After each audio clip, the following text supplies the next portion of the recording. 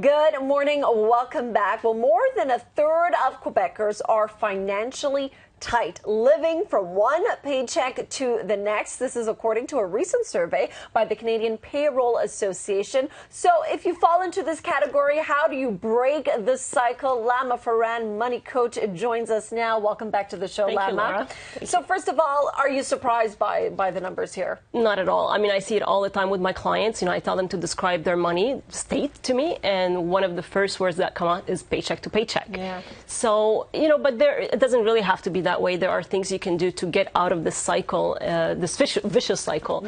And the first thing is really to become clear about where your money is going. You know, like most people know their big numbers, like the mortgage, the car, the municipal taxes, but we never take the time to add up all the other smaller amounts or irregular amounts. Like the trips to Starbucks and exactly. And yes, the lunches at work, the gift, the kids' activities. So it's really about taking the time to track your spending for a period of 6 to 12 months, preferably, and then you'll be able to see where the problems are and pinpoint the areas that need improvement. Yeah, it's sometimes scary when you actually put it all down on paper, but it makes you think, oh my goodness, I'm spending this much money. No one really, likes that feeling of waiting impatiently from one paycheck to the next. Your next tip is that people need to be self-aware. What do you mean by that? Yeah, I mean, we spend really on autopilot mode, right? We pick up the same coffee every morning. We go to the same bank because we open our bank account with them when we're 12 years old. We buy gifts for everybody for the Christmas because that's just the way it is.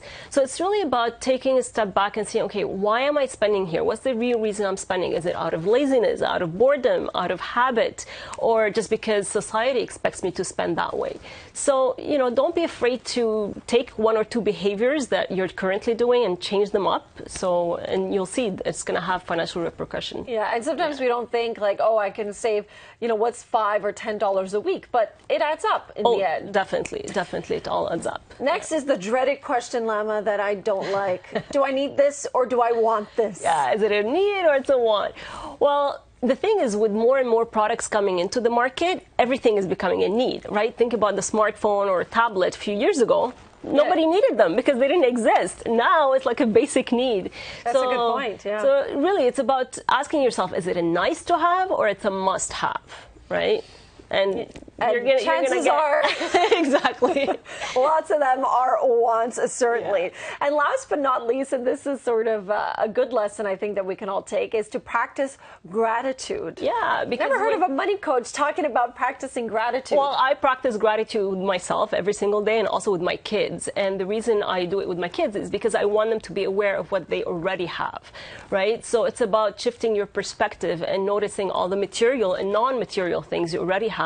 And then you become more content as a person, and your wants will automatically go down. Yeah. So, and try to choose different things every day you're grateful for, and things that you might take for granted and that are not necessarily, obvious for other people in other countries. Okay. So I think, the lesson here is that you might feel stuck in a rut living paycheck to paycheck, but you can get out of it. Yes, there are definitely ways. There are definitely ways. Yeah. Well, if you follow Lama Farran's advice, certainly you'll get out of it. Thank you, as always, Lama, for your great advice.